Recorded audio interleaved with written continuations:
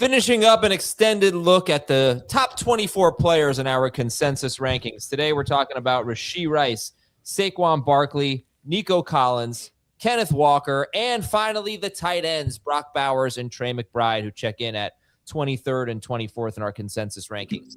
Now, the rankings did change a little bit. Yesterday, we talked about Henry and Pickens, for example, as top 18 players. They've moved a little bit because the rankings get updated a lot. They're now 20th and 21st. So you can see here from 15 through 24, actually Rashee Rice has moved up. He's now 15th in the consensus rankings. Then it's Hampton and Genty, then Barkley, Nico Collins, Derrick Henry, George Pickens, Walker, Bowers, and McBride. And one more reminder today, we're going to talk Rice, Barkley, Nico, Walker, Bowers, McBride. All right. Good morning, Heath. Big show for you. We got a lot of Heath-related content on today's show. You know, I heard you say this when we were doing the mic check, and I thought there's no way that's a good thing for me. Like, if you said we had a Dave-centric show or a Jamey-centric show, I would think that, like, we'd be saying a lot of good things or highlighting their work. I assume this is just going to be embarrassing me. No, not at all. I think we have a very funny dad joke that one of our listeners sent in that I'd like to share with you. It's a visual one. So I'll do my best. It's a guy and a girl talking. The guy says, "Hi, my name is Heath." And the girl says, "Hey, nice to meet you. I'm Heather." And he says, "This isn't a competition." It's so good. It's really funny because Heather is just Heath-er. Yeah. And it's very, I don't think the audio audience can really appreciate it, but we'll call this a meme, I guess. This is very good. What do you think, Heath? Yeah, I mean, I think he probably could have used my face, would have made it a little better. No, it's fantastic. Really good. And that was from Jason in Pennsylvania. Good job, Jason. Then we got an email from Alex all the way back on June 10th, 15 days ago. And he said, listening to yesterday's show when you and Heath were talking about the Knicks' historic spread, and Heath said, no one is listening to you and bringing it for water cooler talk. I wanted to let you know both at work and with a friend, I told them, quote, if the Knicks win, they'll be the largest finals underdog ever. So you definitely have some water cooler sway. Yeah. Of course, probably, I was wrong probably about less now since it was an incorrect fact. You should have stopped with the meme. Yeah. No, I just want, you don't know this, Dave and Jay, because you were out. But my goal on this show is always to get people repeating stats, things they hear on this show at the water cooler. I want water cooler stuff. So don't people work from home now? Yeah, but they find the fridge. Like you want Full House and Cheers back on television too? What? Some people, a lot of people work. You guys, we haven't lucky. We're lucky here. We don't. Well, Dave's in the office, but we don't go in the office much. Dave, how often do you hang around the water cooler? Oh man, let me tell you, it's the place to be here at Paramount's CBS Sports Digital Studios in Fort Lauderdale, Florida. Well, would you guys like some water cooler stats? Here we go. Water cooler stats about some of the players we're talking about today. I don't recall saying yes to this. Trey McBride had 8 touchdown catches of 10 or more yards last year. No other tight end had more than 4. It's the most touchdowns of 10 or more yards for a tight end since Eric Ebron had 9 such touchdowns in 2018. Ebron then went ahead to score 9 more in his career, in 34 more games. But not the best guy to compare Trey McBride to there. No, Kittle, I think, had 1 or 2 seasons with 7, but 8 touchdowns of 10 or more yards for Trey McBride. For a guy who could never score touchdowns was interesting. If McBride finishes as tight end 1 again, but loses the 4-point per game advantage he has over the field that he had last year. So he scores 14 points per game from 18 points per game. Mm-hmm. Is he a bust, but he's still tight end 1? No one's going to think of him as a bust. Yes. Well, okay, he's being drafted where? 24th-ish? Yeah. I'm going to guess his ADP is probably going to end up around like 15. Yeah. If it's there, then it's busty. So 14 is not that much. So if we make it 15, because 2 years ago, you had Kittle, McBride, and Bowers all in the... All right, whatever number you want to put it at. So he comes down and he's 1 and he's 15.3 points per game. And he was 15.6 in 2024. And Bowers is 15.4 and Loveland is 13.8 and Warren is 13.5. Like, do you consider McBride a bust? No, but he's not like he's not amazing. You're going to certainly consider Loveland and especially Warren way better. If I'm maybe not bust, I would probably say yes, but at the very least, if that happens, he was a bad pick at the 2-3 turn. Yeah, and Heath, you alerted us to this could go in the water cooler talk as well, a tweet from Rich Rebar of Sharp Football, and he said that Trey McBride basically ran about 22 games worth of routes last year.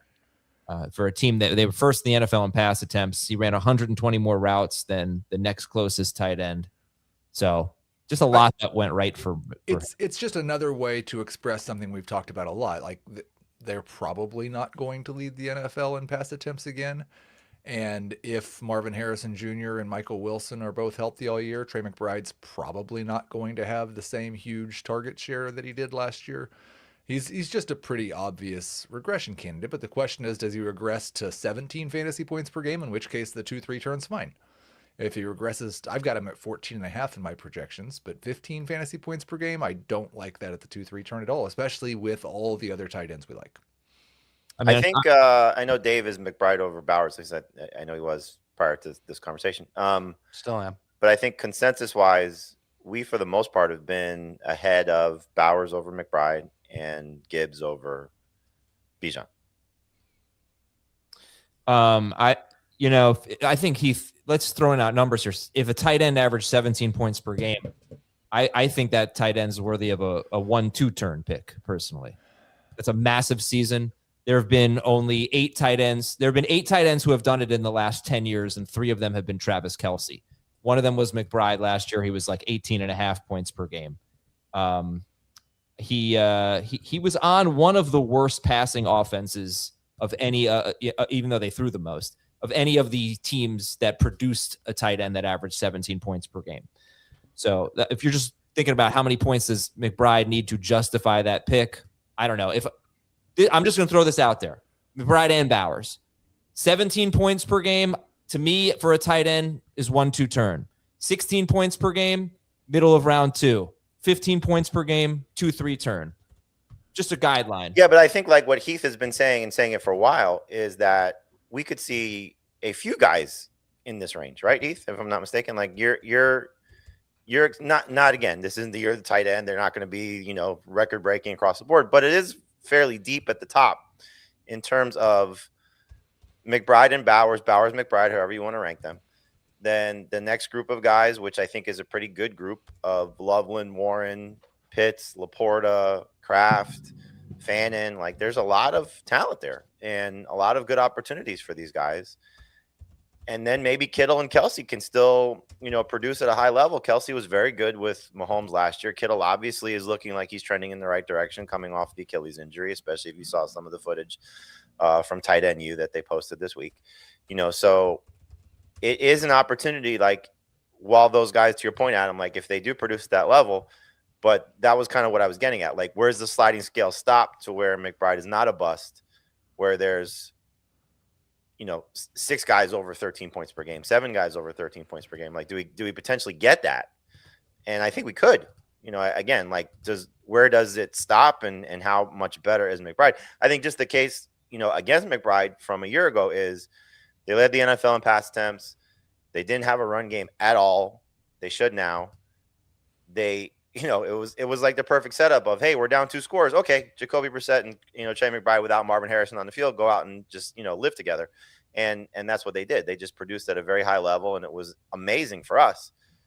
Will that happen again? Is Michael Wilson going to be Puka Nacua, as LaFleur indicated? Is Marvin Harrison going to be Devontae Adams? And are we going to get these 2 wide receivers not producing at that level, because that's crazy, but just taking enough away from McBride that it hurts him to where he's just, again, closer to the field. 100 points better than tight end 2 in Kyle Pitts last year. And again, 4 points per game better than Brock Bowers last year. It was or George Kittle, I forget what it was, but just an absolute fantastic season. I just think we got to rein it in a little bit. Okay. Well, those are some McBride stats. And here's some more water cooler stats. Hope you're all thirsty. Kenneth Walker, he's averaged fewer than 2 catches per game in 3 of his 4 NFL seasons. And he has 6 career catches in the 2-minute drill. The Chiefs have been 25th or lower in running back rush attempts in 7 of the last 8 seasons. What do you think is more likely to happen? Which trend? Walker more than 2 catches per game, or Chiefs higher than 25th in running back rush attempts? You mean Walker fewer than 2 catches per game? No, because he's been fewer in 3 of 4. Like, which trend is going to break? Is he going to have more? The Chiefs being 25th or lower in running back rush attempts? Both. Okay. I don't think it's going to be both. I think it's definitely going to be the running back rush attempts, as long as Walker's healthy. I have Walker at 37 catches, so I'll go with both too. And I'm the logo on him. Saquon Barkley's played 7 healthy seasons. 2 of them were super elite. In the other 5, he's been RB7, 31, 5, 9, and 15 per game. So he's been kind of all over the place, but kind of weird that Barkley's only had 2, amazing seasons in 7 healthy seasons. And over the last, I think we talked about this stuff when we mentioned Barkley 1 or 2 weeks ago. Over the last 2 seasons, Saquon Barkley has 0 1-yard touchdown runs. 0. 14 running backs have at least 5 in that span.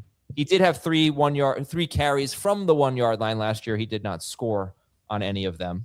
And last Barkley stat for me right now, Barkley, he scored 9 total touchdowns last year. I believe 7 rushing, 2 receiving. 6 of those 9 touchdowns came in games where 7 games where Lane Johnson played 75% or more of the snaps. And the Eagles averaged like 25 points per game in those games. So that's like, we always talk about the Chargers offensive line. The Eagles were really beat up, and they always do so much better when Lane Johnson is healthy. He played 9 or 10 games last year, but only 7 of them, 75% or more of the snaps. And last thing for all of you very thirsty people, Nico Collins has been good for 3 years. He's missed a lot of games, and he's left a lot of games early. But if you look at Nico Collins, only the games where he's played 50% or more of the snaps in 2 of the last 3 seasons, he has averaged at least 18.5 PPR fantasy points per game. And didn't happen last year. How many games has he played at least 50% of the snaps? I could tell you, but I'm not going to, because probably like on average 12 a year, maybe. Well, that's it.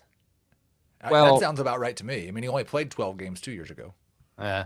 All right. Okay, so it was 13 games in 2023, and it was 9 games in 2024, and 15 last year. So about 12 a year.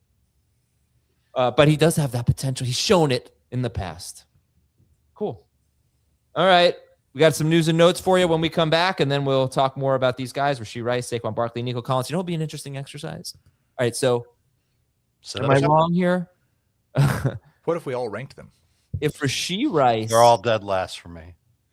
Did Rashee Rice and Trey McBride kind of start breaking out at the same time? Was it 2.5 years ago? Yep. Second half of 23. I wonder who's averaging more targets per game. I can get that for you during the break. Yeah. All right. Let's find out. Are we statting it, or? It's like the last 6 games of Rashee Rice. It's, when Rashee Rice broke out, and we have to take out the game that he got his ACL torn, right? Yeah. He had 0 targets in that game. So again, that's 17 regular season games without that game. We'll be right back on Fantasy Football Today. When you need your sports news all the time, we've got breaking news to bring to you. CBS Sports HQ hits every highlight from all the sports that matter to you. We're bringing you that breaking news right here on HQ. CBS Sports HQ, streaming free 24/7. All right, what do we got? Well, I just got Rashee Rice's 9.6 targets per game since week 12 of 2023. Okay, that's more than McBride. Yeah. I think McBride is since week 8 of 2023 is on pace for 159 targets, and that divided by 17 is 9.4. Okay. That's amazing for both of them. Real quick, the news and notes. Detroit cornerback Terrion Arnold was arrested in connection with a robbery and kidnapping. This is kind of a wild story. Some pretty serious allegations against Terrion Arnold, and we'll see how that plays out. Brandon Ayuk seems like he wants to sign with the Commanders. He said he will sign with them if San Francisco releases him. The Commanders didn't say it back. Why would the Commanders want him at this point? Every time he talks, I feel like it's less likely he's ever going to play football again.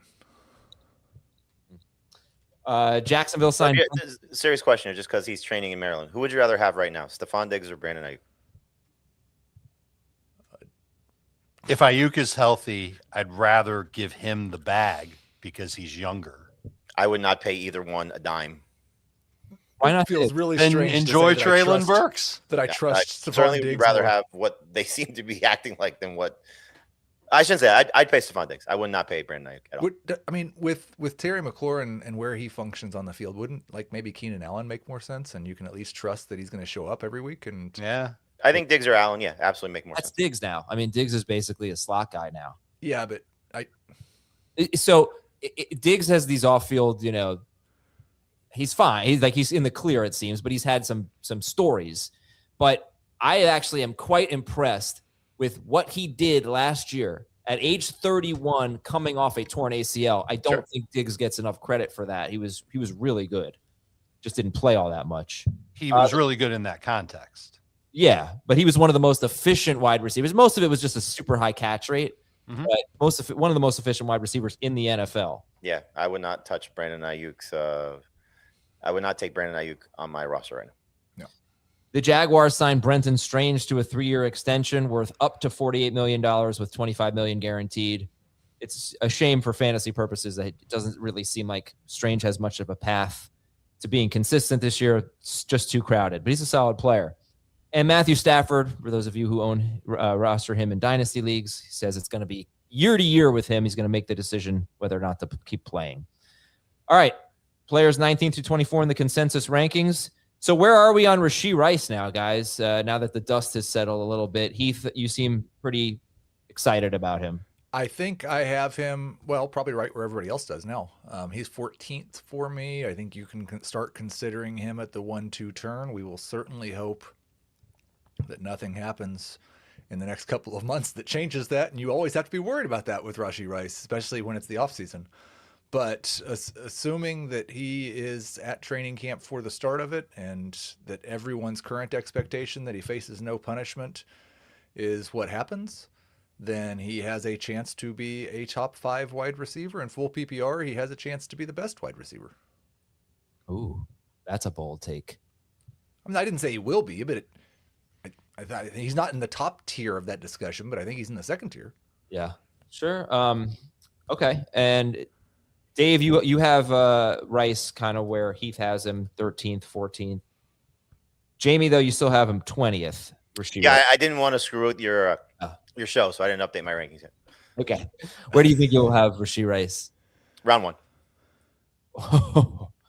Okay. So all systems go. So, yeah, he's been like McBride, just super consistent over the last 3 years. So many targets. What could go wrong, Dave, for Rashee Rice? on the field. Literally anything would be unsurprising. Okay, so we're not going to talk about anything that's happened off the field. He does have a mild injury history. He had a knee cleanup, obviously, this offseason. Concussion cost him 3 games last year. The left knee explosion in 2024 cost him his season then. The bigger issue for me, and this is what I think might make him a little bit more inconsistent, is the change at running back in Kansas City and the fact that they brought in Kenneth Walker. And we're all really excited about Kenneth Walker coming in and being the face of that run game and doing really well. I do have a little bit of a hard time believing that both Rice and Walker can be awesome on a week-to-week basis. And I feel like I talked about this last week. I'll give the stats again. 18 career games when a Kansas City running back has had 15-plus carries. Rice has had 17 or more in 8 of them, 14 in 1 of them, 13.3 or fewer in 9 of them. Kind of makes him a 50-50 proposition. And you might say, well, 13.3 PPR points isn't that bad. If you're drafting a wide receiver at the 1-2 turn that's doing that half the time, it's not great. He also has 20 or more PPR points in half of 4 career games when a Chiefs running back, while he's been in the league, has had 20 or more carries. So all that on top of what the injury concern, any type of bounce back from Kelsey or Xavier Worthy, it does make me a little nervous about Rashee Rice, but I just think he's earned so much credit in this Chiefs offense for being the go-to for Patrick Mahomes. And Mahomes is still going to need the go-to, especially if he's not as mobile as he's been in the past. I have a hard time with wide receivers once you get past CeeDee Lamb. And Rashee Rice, at least in full PPR, is the placeholder for me as the next best wide receiver that fantasy managers can trust because he still has upside. The Chiefs have been top 7 in pass attempts in 6 straight seasons. They just love to throw. And so, Dave, follow-up question. Obviously, that's important for Rice. Follow-up question for you. Are you kind of low on Walker then? I think I'm low by comparison to where Jamey and Heath have him. I'm not sure. You're the same as Heath, 25th. Okay. And Jamey has so 15th. Jamey's a little higher. Okay. So I have a hard time buying into both Rice and Walker being awesome. I think one of them can be awesome. I think there's a chance both of them can be really good. But if I had to pick one in full PPR, I'm taking Rice. Yeah, what do you guys think?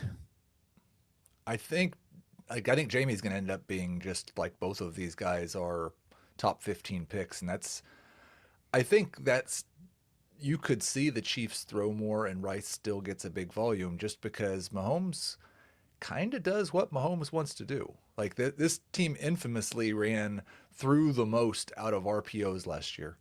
And maybe they'll just run fewer RPOs because Mahomes just always chooses the P. But I think like it's still his team. Yeah, they're going to run the ball more than they have, but they're not taking the ball out of Patrick Mahomes' hands. And he throws. I mean, he's shown us this with Kelsey. As Kelsey's aged and not been the same guy, Patrick Mahomes is still going to throw it to the guys that he feels comfortable with. I just think that their offense has been kind of average for 3 straight years. Yes. And Rashee Rice was awesome through all of it. Yeah, but I mean, that's the pathway to both Walker and Rice being good is just their offense just gets better. Instead of finishing 12th and 13th in points per game, maybe they can be 6th or 7th or something like that. You have a quarterback who, yes, is still going to obviously dominate the plays and what he wants to do. He's coming off a significant knee injury. And so what we saw from him last year was he was running the ball a ton. I think that goes away. I think this is where Kenneth Walker wins. I think they use him in the passing game a lot, which is why I think we're going to see a spike in his production in the passing game. That's all you've heard out of minicamp is that they're just so impressed with what he's done as a pass catcher and surprising them as a pass catcher, et cetera, et cetera. Now, does that mean he's going to turn into peak Austin Eckler? No. He's going to, do, I think, the things that Kenneth Walker does best, which when he's been featured has been absolutely amazing throughout his career. And so you saw it in the postseason last year. They paid him all this money to be this guy. They were 32nd in rushing last year. Like that has to improve for this offense to get better and for them to take pressure off of Mahomes and not have him have to be a superhero time and time again. Obviously, it's worked for them. But again, he's getting older. Kelsey's older, and he's coming off this knee injury. So I think the run game gets better. I think that Walker is going to be a more dynamic running back than we've seen from him before because of these opportunities to play in the passing game. And he's going to get all these touchdown opportunities that he lost last year from Zach Charbonnet. So I think there's a chance for both these guys to be extremely successful. This receiving core is absolutely abysmal when you get past him. So Xavier Worthy could take a step forward, but it's a big if. It's a big question mark. After them, it's the sacrificial X, whatever we want to call Tyquan Thornton, and just a bunch of nothing. So these young guys are going to have to step up potentially, especially if Rice misses time. There's just nothing there besides a 36-year-old Travis Kelce and Rashee Rice, which is why Rice should be awesome. Kelce should be an amazing value pick because what we saw from him last year, when Mahomes was healthy, he was still producing at a very high level. And then I think Walker is going to do a lot of great things. Now, the scary part for Walker is, if you want to just tie him into this also, is that could they take him off the field for these other guys? Because they really did invest in their backfield. They spent another draft pick on a running back. They bring in DeMercado, who they like, who I think is going to end up playing a little bit more on special teams probably than anything else, but still somebody that could be a factor here. And we'll see what Brashard Smith does, but I think he's also going to be a special teams guy more in the return game. But I think you're just looking at these two guys as this is what the new Chiefs offense is. It's finally a guy in the backfield that's not just a retread player or somebody that we're hoping to see coming off an injury. And, you said they've struggled to run the ball. When Pacheco was healthy and that guy, he was one of the best fantasy running backs for that stretch. Yes. Thank you. I and remember. Walker could be that guy and maybe even better because his pedigree and his resume is obviously better. So I think they're both worth taking. late round 1, early round 2. Again, I'll be ahead of it on Walker, and maybe it looks silly if he gets hurt again, because you got to factor that in. But last year, stayed healthy, played at an unbelievable level, was the best running back. Just if you take the stretch of games in the postseason and compare it to the best player last year in McCaffrey, he was 2 points per game better during that postseason stretch than McCaffrey was for the season. Again, it's not replicable. Don't expect that. But could he be 18 points per game or more? I think so. I think he's got that much upside in this offense. My big question with everything Jamey said, because I think it was pretty much all right, was the touchdowns part.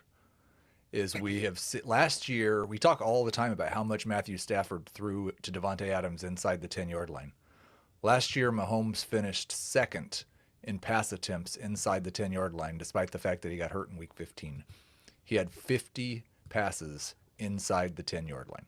That's been a thing that's been pretty consistent for the Chiefs, is Mahomes either passing or running it himself inside of the 10-yard line. They love those little, whatever you call them, to Travis Kelce on the misdirection, and you've got like they and that's the one thing that Walker really, like, he didn't have that. I think he'll have it this year. I don't think they're taking him off the field for a running back inside the 10, but I don't know that he's had a lot of success inside the 10. So is it pounding Ken Walker at the goal line, or is it another creative Mahomes touchdown?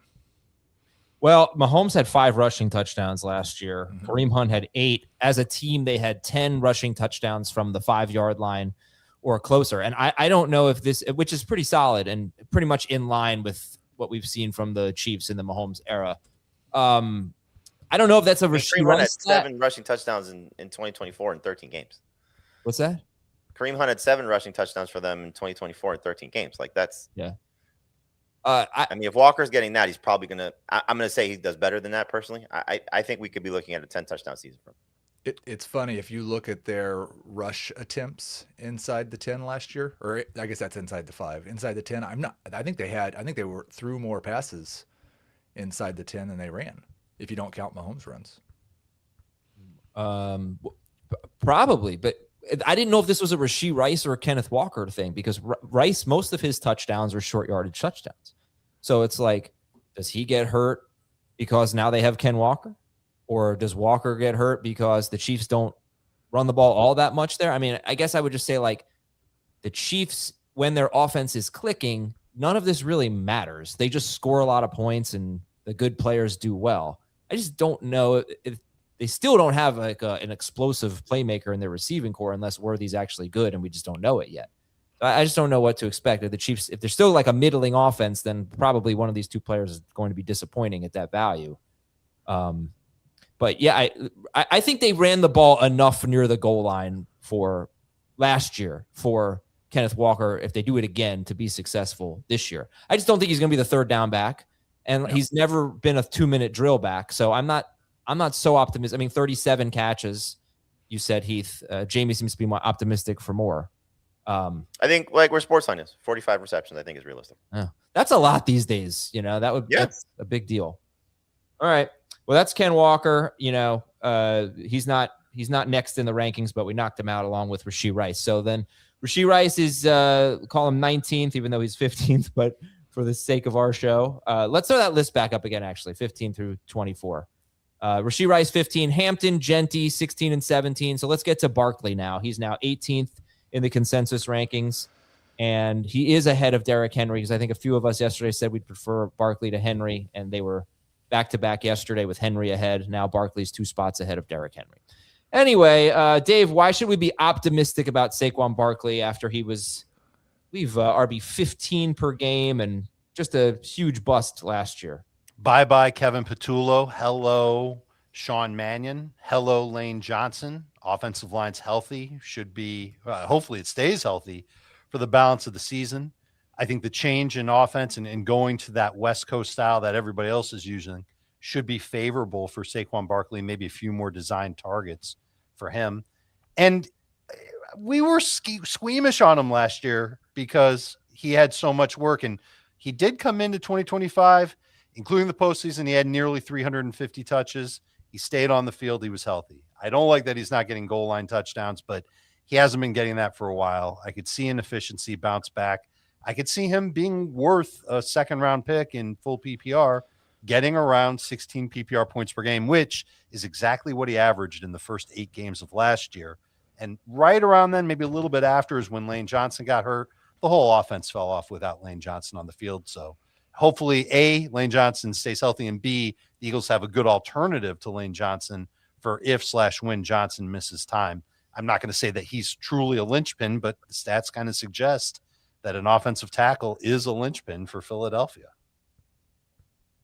Heath, that stat I gave about Barkley having 0 1-yard touchdown runs in the last 2 seasons and only 3 carries from the 1-yard line last year.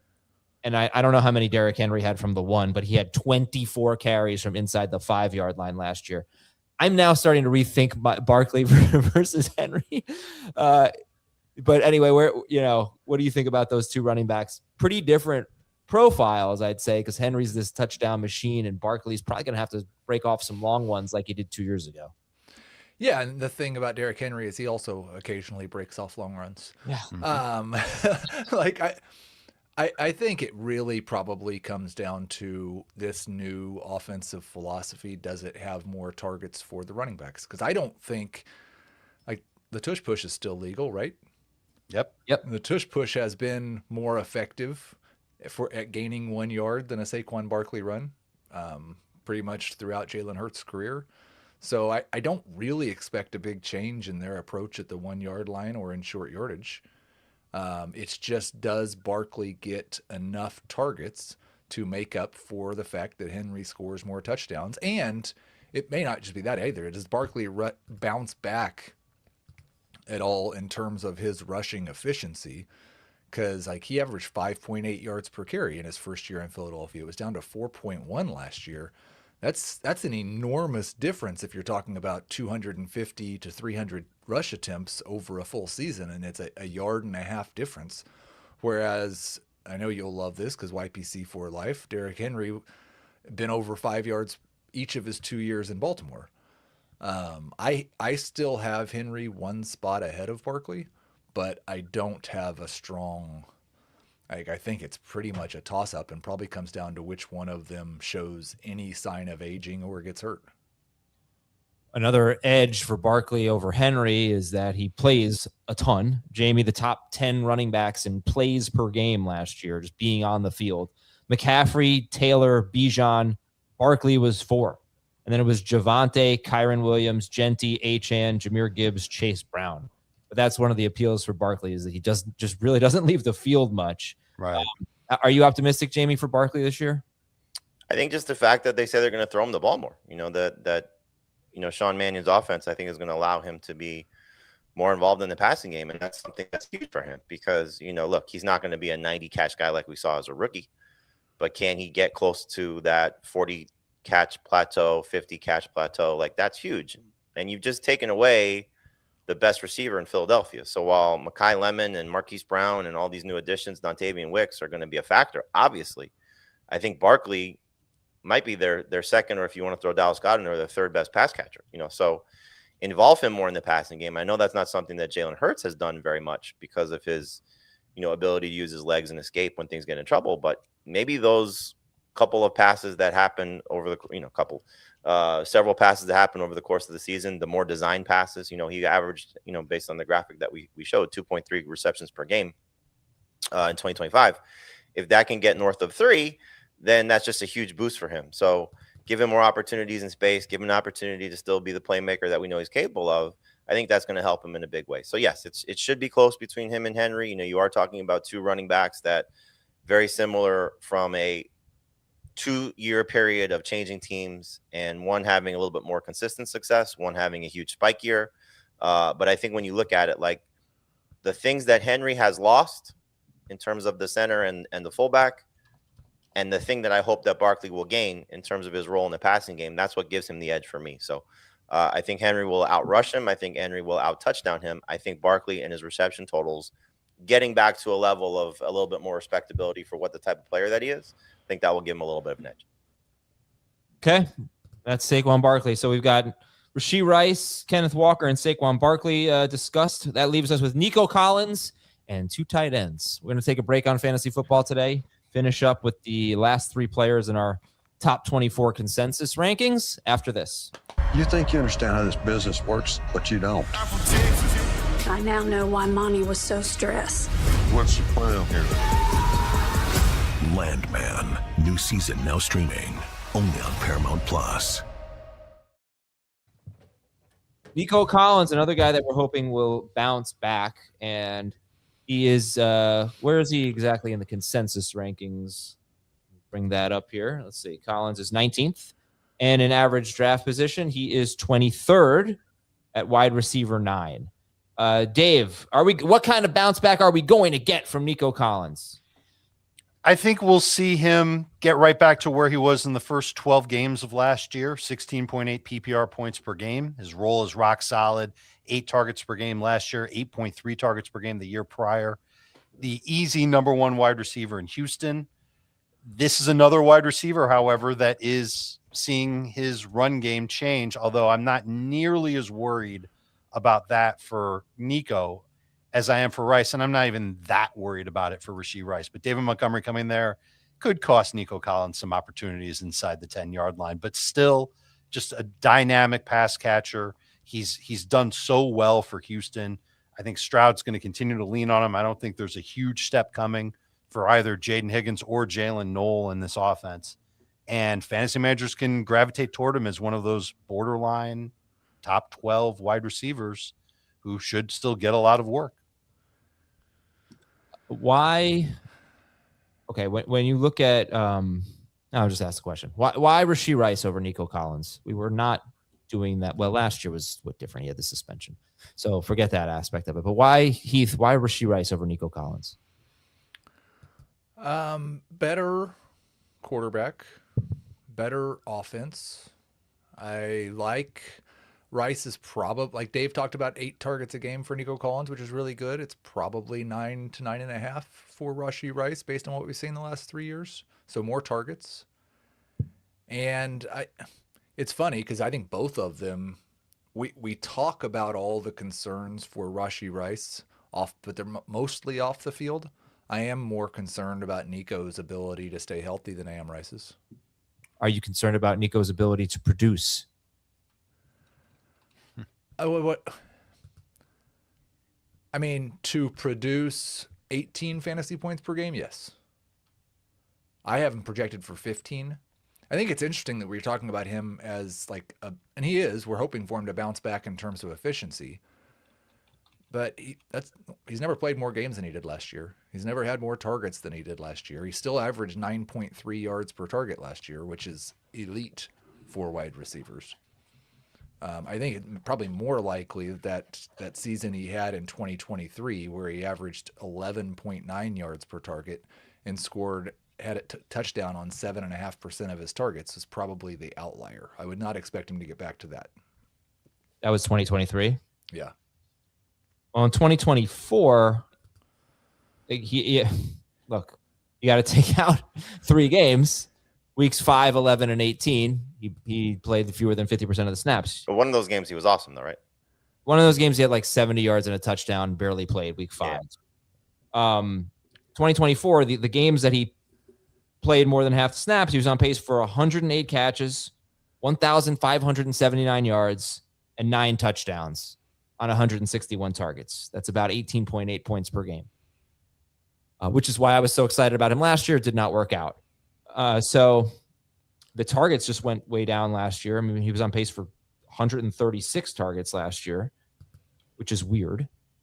But, Nico Collins has been one of those guys that he's kind of played on this team that doesn't get a ton of national attention. They've been good, but they're kind of boring.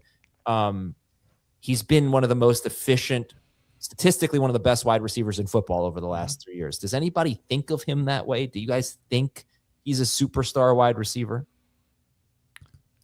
I mean, if you put him on the Bengals, he's probably a first-round pick. If you put him on the Rams, he's probably a first-round pick. You put him with better quarterback, better offense. I think there's obvious ways that he shines a little bit differently, a little bit brighter. But look, he's certainly been, your you're probably asking the wrong group because obviously we follow it a little bit differently, so we certainly are aware of what Nico Collins is capable of doing and dominating. I think the interesting thing for this year is there's just so much positive reports coming out about Jaden Higgins, and now Tank Dell might be back. Dalton Schultz is still going to be a factor. Like, I don't think Nico Collins has a target concern, but it may be a little bit to downgrade him when you're comparing him to some of these other guys in that range. And then you factor in CJ Stroud and what the struggles have been since his rookie campaign. And then you factor in that this defense is so dominant and they don't have to throw as much. And then you factor in that if David Montgomery's healthier, the run game should take a huge step forward from where it was a year ago. So, like, all these things sort of come into play here with Nico, where he should be in this mix with Pickens and A.J. Brown and maybe still Chris Olave and some of these other guys that are, back end of the top 12 at the wide receiver group. So in a perfect world, Nico Collins is dominating targets and looking like he did in 2023. In an imperfect world, he's sharing targets a little bit more. You still got to worry about the health concerns, and his quarterback isn't exactly the best. So to me, he's a late round 2 pick. Dave's the highest on him. Dave has Collins 15th. Jamey and Heath have him 21st and 22nd, which at least means that everyone likes Nico Collins at his current ADP, which on Fantasy Pros is 23rd overall. I think the comparison that's very easy to make based on stats, maybe even based on like body type and somewhat how the way they play, is AJ Brown. Yep. Right? He's younger than AJ Brown. Why do we? I don't know if I can ask Heath because Heath has AJ Brown so low, but why Nico over AJ Brown, Dave? Because we've seen him as a target hog in this offense. We're assuming that AJ Brown will be a target hog in New England and that it'll all work out just fine. When in reality, we are coming off a year where AJ Brown spent the first half of the year dealing with injuries and he was terrible. And so I feel a little bit safer with Nico. And I think Nico is just overall like a more steady wide receiver. You asked Heath why Rice over Nico, and Heath gave 2 really good answers. The third is that I think there was more smash weeks there for Rashee Rice than there will be for Nico Collins. I don't believe Nico had a game last year with more than 25 PPR points. And I know Rashee Rice had a bunch. I just feel like Nico is a solid low-end number 1 fantasy wide receiver. If you pencil him in for 16 PPR points, I think he's going to get that for you. I would just like it if my solid borderline wide receiver 1 played more than half the snaps, more than 2/3 of the games. That's fair.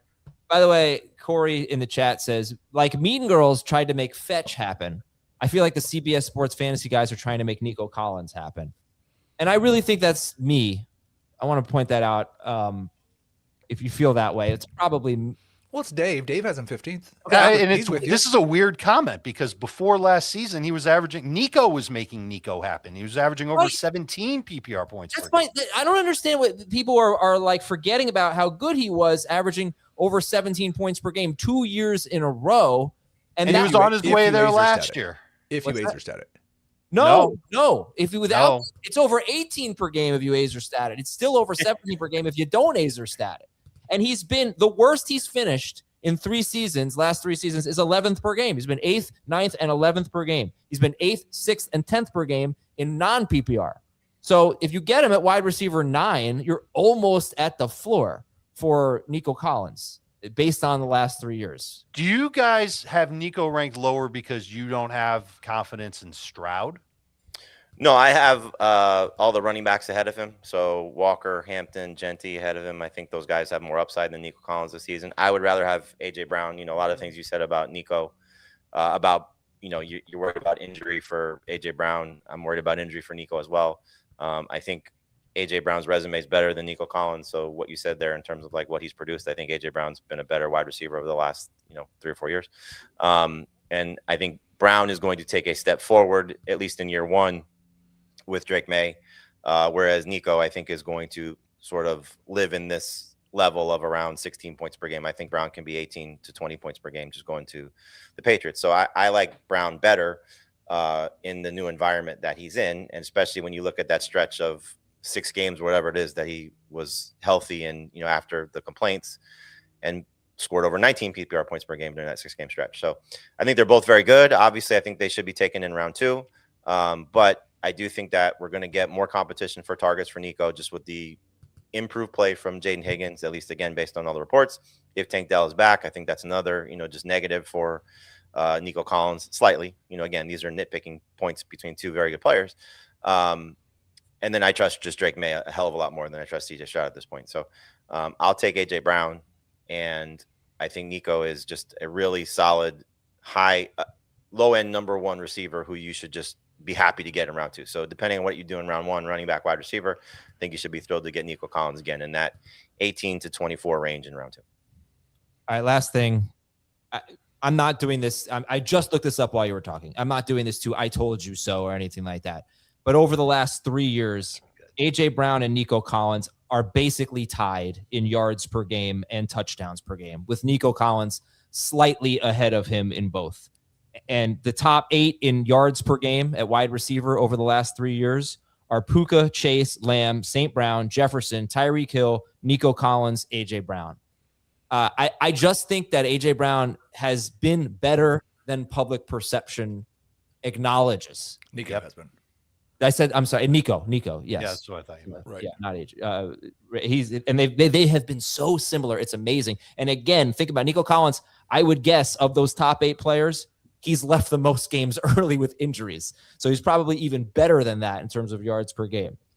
We got to get True Media to have an Azer stats filter. Yeah, do guys ever get to the point for you, Adam, and maybe Nico's not there yet, where you feel like, yeah, I can Azer stat it, but there's not really any reason to expect that he's going to play 17 healthy games. Oh yeah, but here's the thing. Again, and Dave said it. 2023 and 2024, he even leaving games with injuries, he still averaged more than 17 points per game for the season. No, I'm just saying, but he didn't. Yeah. He didn't play. Like he missed, even if you don't count the partial games, he missed 7 games in those 2 seasons. Yeah, no, honestly, not really. Maybe a few players, but there was one year where 3 of the most injury-prone running backs. I can't remember who it was. It's like Dalvin Cook was one of them. Maybe McCaffrey, maybe Swift or something like that. They all stayed healthy and played pretty much a full season. He could. And I was just like, I'm done with this predicting injury stuff. Yeah, that's fair.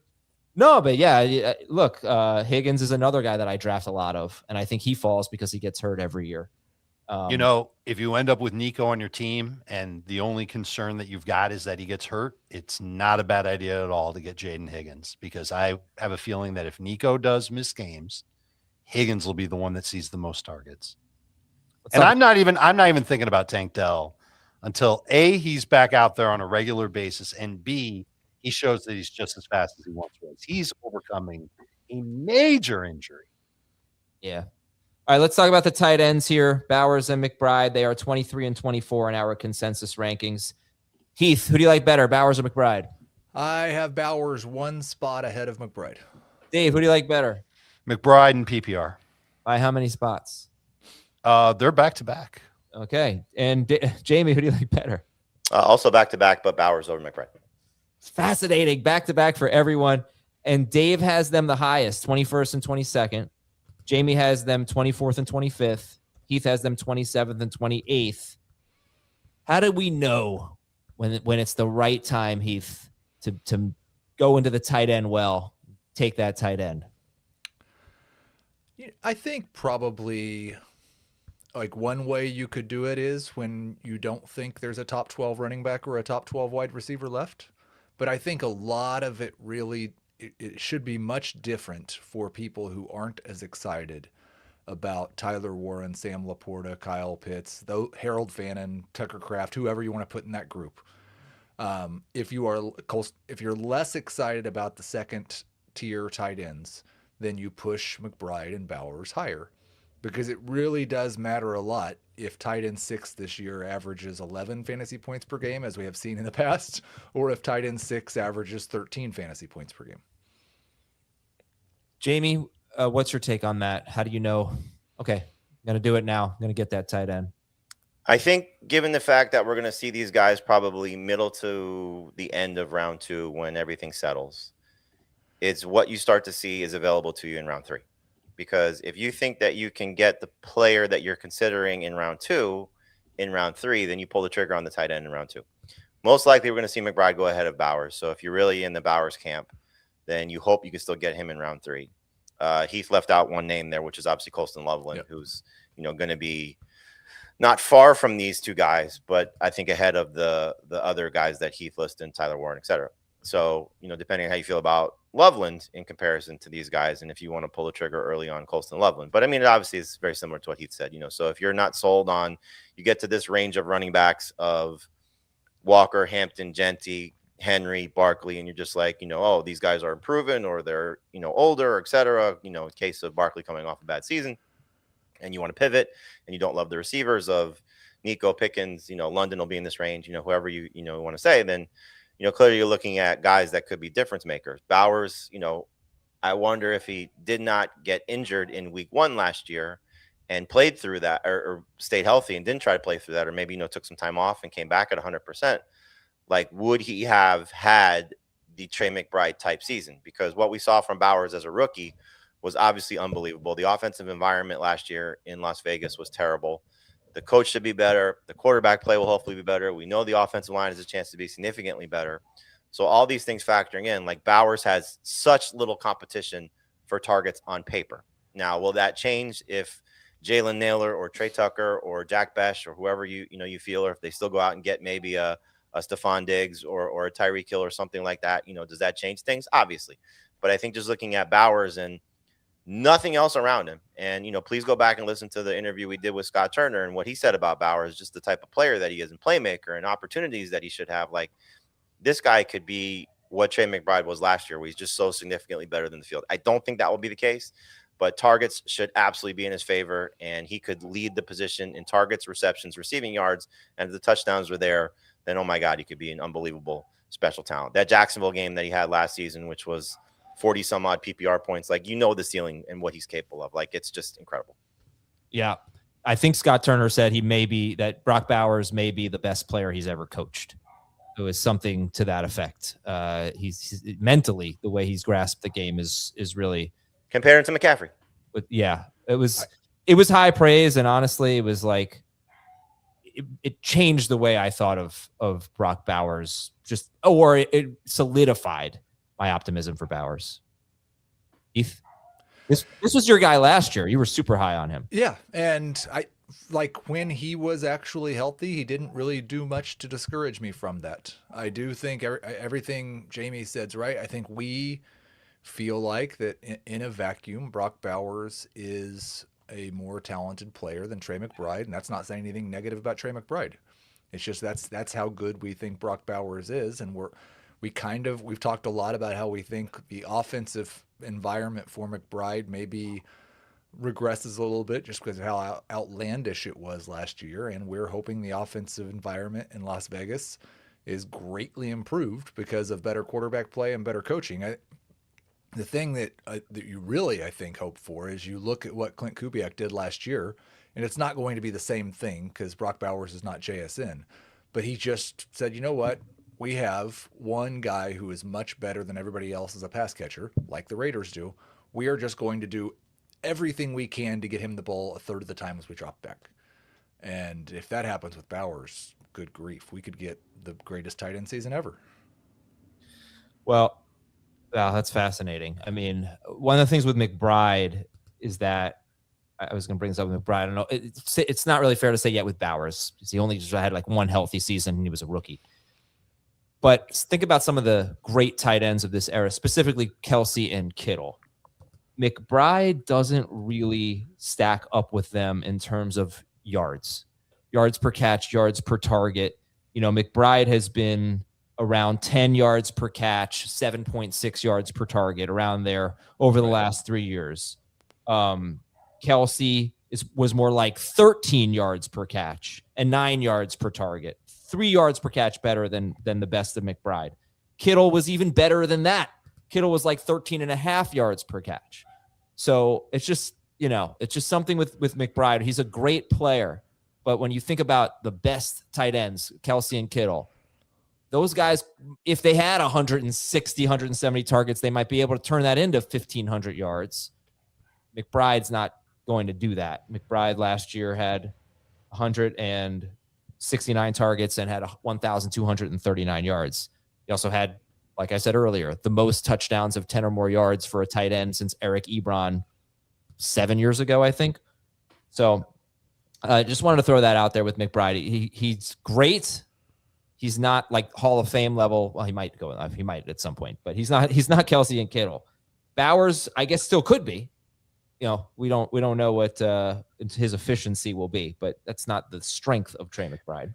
Listen, you want to, if you get them at the right price, have one of these two guys. It's not hard to see them being one or two if they stay healthy at the position. They were essentially that in points per game last year, with just McBride being significantly better than the entire field. Again, 18 points per game, whatever it was, 18.1, 18.2.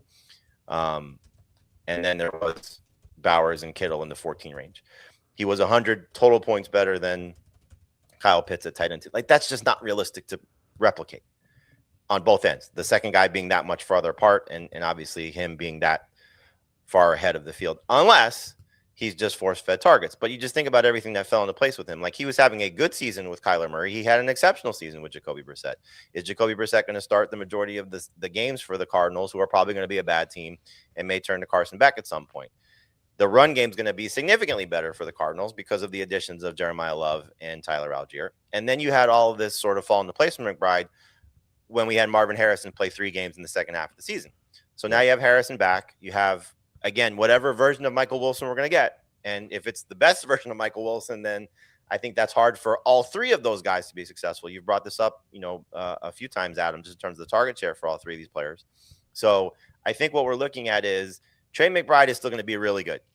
There's a reason why, even for me and Heath, and I'll speak for you here if I'm wrong, tell me, but why we still think that they're going to be close, and we give an edge to Bowers. This isn't, hey, crap all over Trey McBride, he's going to suck. We still think he should be late second, early third round pick, but it's just the field is better.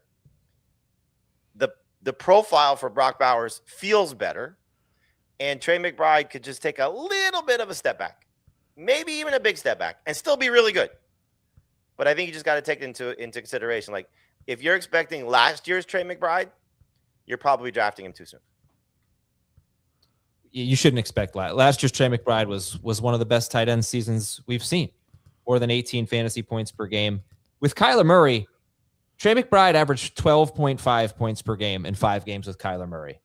With Jacoby Brissett, he averaged 21.1 points per game. Here's my issue. It's like, I get all the arguments against McBride, at least, knocking him down to this 2-3 turn where we have him in the rankings.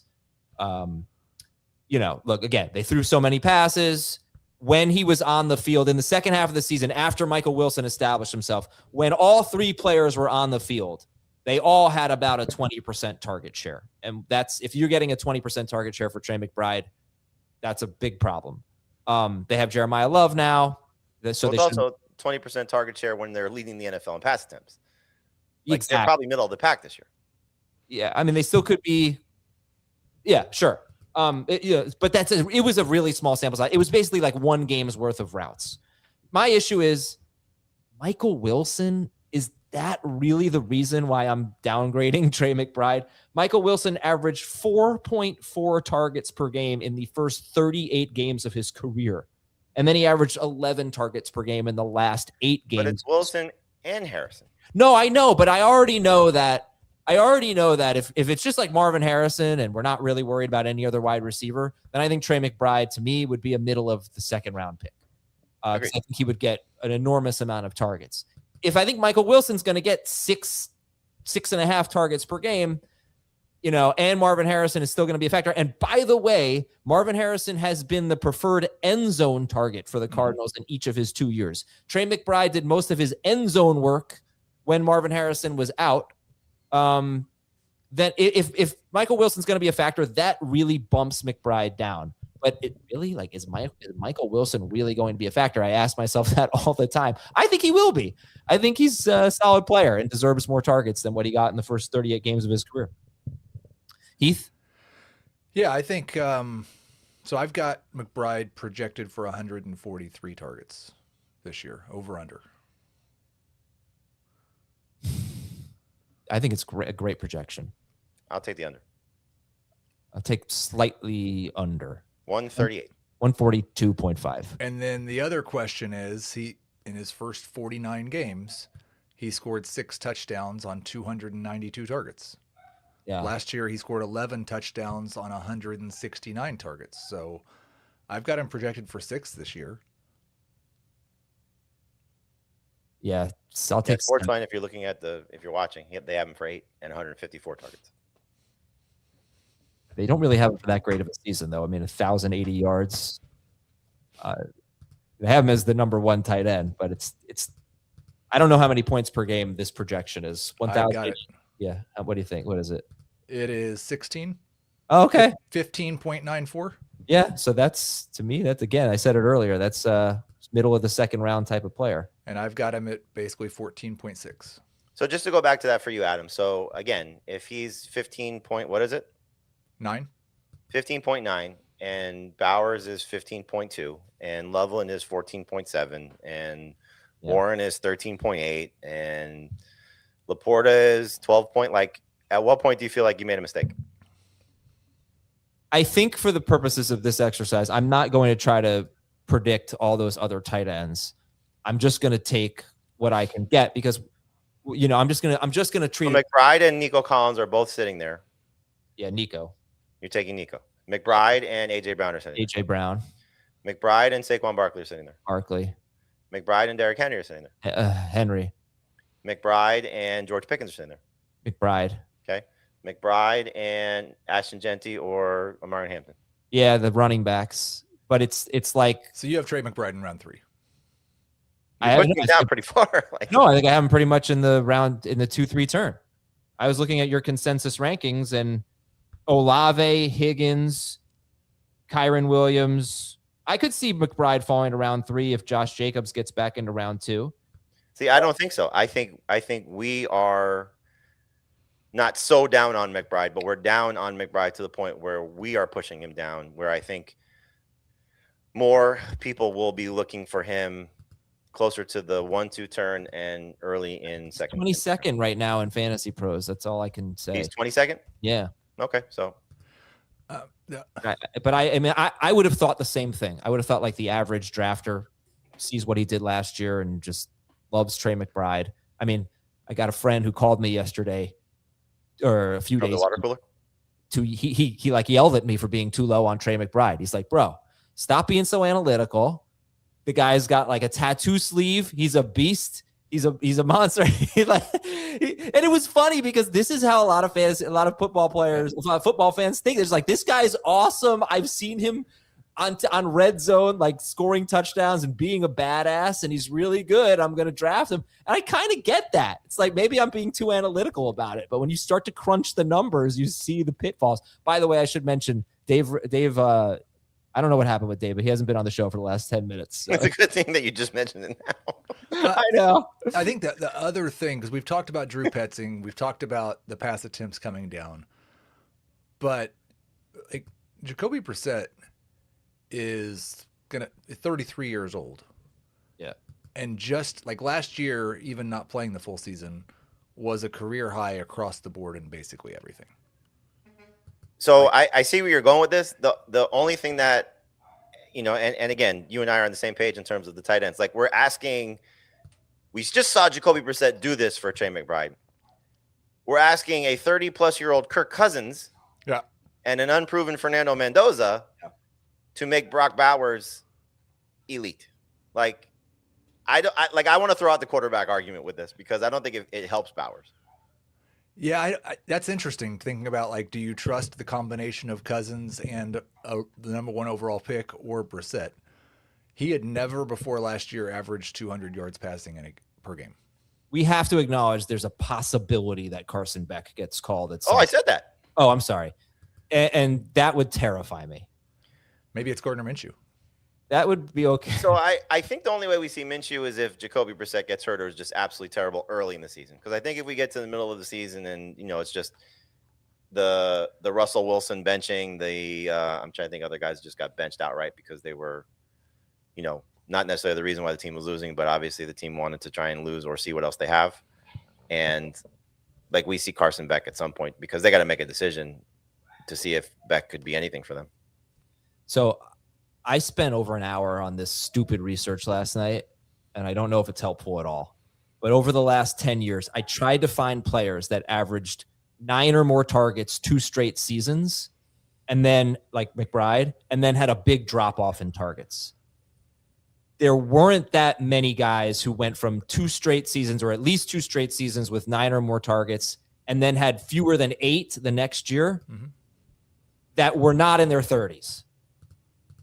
Guys in their prime, they typically like kept on going, getting those targets, 9 or more. If they fell, it was like eight or more.